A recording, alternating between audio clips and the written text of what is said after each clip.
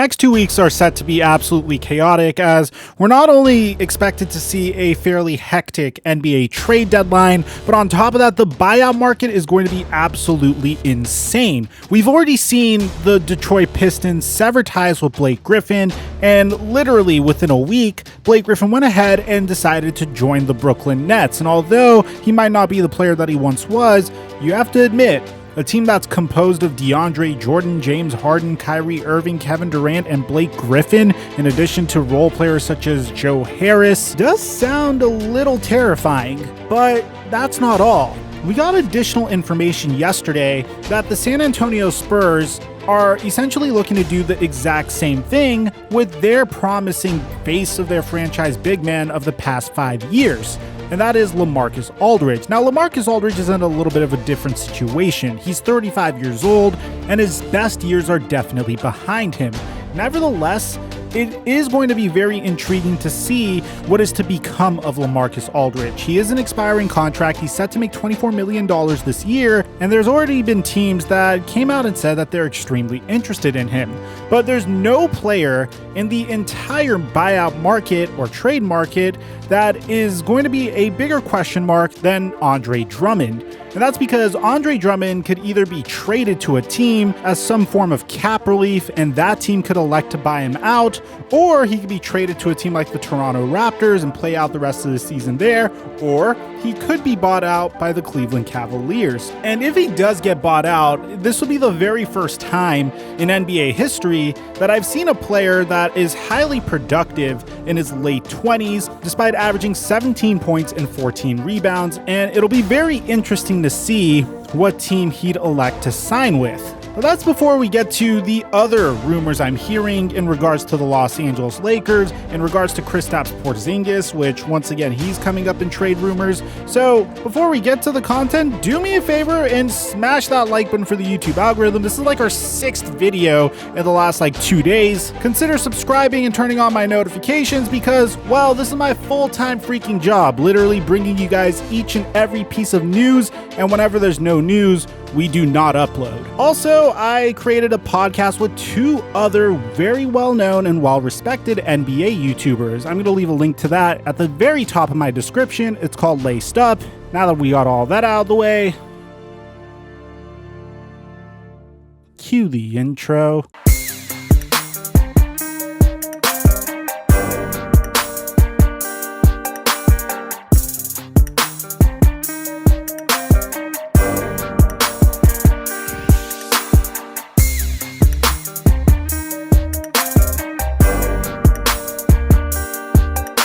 Mic check 1 2 1 2. What's going on, everybody? A couple of weeks ago, I made a video on Kristaps Porzingis. There was this rumor that the Golden State Warriors were interested in trading for Kristaps Porzingis, and the reason why was the Dallas Mavericks have been very underwhelming this year, unfortunately, after Kristaps Porzingis has been remarkable in the NBA playoffs in the bubble last year. As a matter of fact, if you remember, if Porzingis was fully healthy, there was a good chance that the Los Angeles Clippers were going to be a first-round exit. That's how important he was to the fiber of the Dallas Mavericks. Nevertheless, there has been some struggles upon his return, not necessarily from Kristaps himself, but from the Dallas Mavericks. And honestly, I'm not pointing the blame finger at Porzingis, but I am pointing the blame finger more on the Dallas Mavericks. Letting Seth Curry go in return for Josh Richardson definitely came back to bite them a little bit. But what many people would like you to take notice of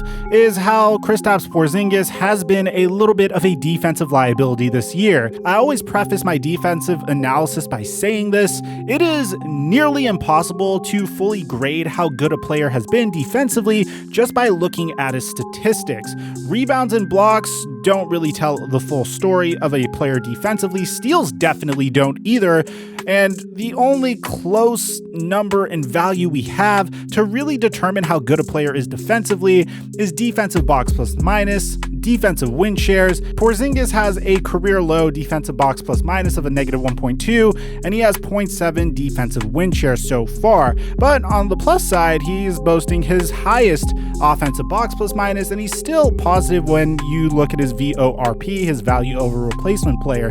Nevertheless, you're seeing people like Tim McMahon come out and say that the perception amongst executives around the league is that Kristaps Porzingis is available. This is despite Mark Cuban coming out and saying a few weeks ago that there's no way they're trading Kristaps Porzingis. And there are rumors that he could be available in the right deal and all of that. Where are you on Kristaps Porzingis? Patient, because you saw what KP can be last night. We're seeing more of that. It takes time. I mean, look at KD, different injury, but you've got to be patient, particularly this year. I mean, it's just such a crazy year. We got hit by a COVID outbreak, really bad, and that impacted our season. And everybody was like panicking and saying, you got to do A, B, or C. We don't. We have a good team. KP is showing what KP is. I mean, he's a great top 20 player. And so we're just going to be patient. We have a good team. There's no reason to panic or do anything. However, you can never trust an owner on something like this. I don't even remember the last time an owner came out and said, hey, you see this star center we have over here, the star player that we got? Yeah, we are definitely trading him while he is still in the midst of his prime. So just want to let you guys know we're trading this player. Yeah, you're seeing that happening with LaMarcus Aldridge, but LaMarcus Aldridge is 10 years older than Kristaps Porzingis, is an expiring contract, and obviously no longer a vital piece to the San Antonio Spurs' future. Now, a while ago, I said the top team that is a contender to trade for him is the Golden State Warriors, and that's because I'm going to throw the Golden State Warriors in every single blockbuster trade rumor that I possibly can get. Mainly because they have probably the best assets to acquire such a player. Yesterday I said that the Golden State Warriors were interested in Victor Oladipo. I don't know if they're still interested in Porzingis, but the rationale I'm going to give you guys here is they have the best assets whatsoever. They can match Kristaps Porzingis' contract with either Andrew Wiggins or Kelly Oubre, and they could make this offer worth taking by giving up the Minnesota Timberwolves' top 3 protected pick this year. The Minnesota Timberwolves have a 14% chance of getting that number 1 overall pick. And if they begin to win a couple of more games, then you could see that pick become more and more valuable because there's a higher likelihood that pick will become effective this year. Now, speaking of big men, a team that is very interested in trading for a big man is none other than the Los Angeles Lakers. One of those teams that apparently are getting each and every free agent that becomes a free agent but never gets the free agent, but yet all of Twitter and Instagram and social media likes to say that the Lakers essentially get each and every player. Well, the Lakers are officially interested in the acquisition of a big man. The reason why is because the Marc Gasol experience hasn't necessarily been an enjoyable one.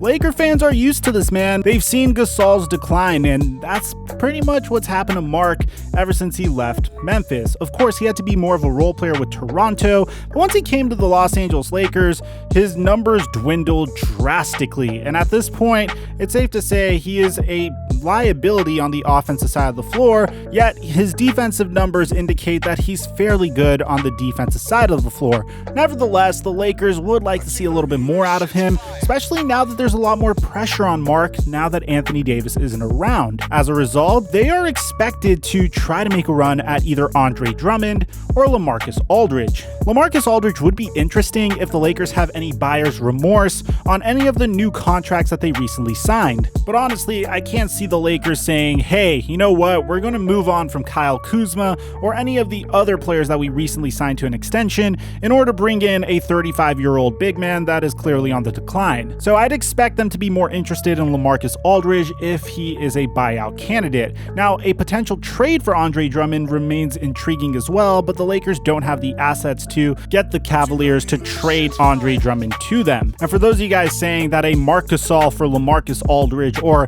Andre Drummond trade makes sense, it doesn't. The money simply just doesn't match up. I'd keep my eye on the Los Angeles Lakers over the next 2 weeks because they are sure to make a move on one of these big name buyout targets / trade targets. Another team that apparently is interested in Andre Drummond is the Phoenix Suns, but the report about the Phoenix Suns is a little bit more sketchy. Listen to this. This is according to Bleacher Report, and just listen to the way this is phrased. League executives believe the Suns are a big man away from being a legit threat in the West. That's why they anticipate the Suns will make a run at Cleveland's Andre Drummond. I'll tell you why this seems really strange to me.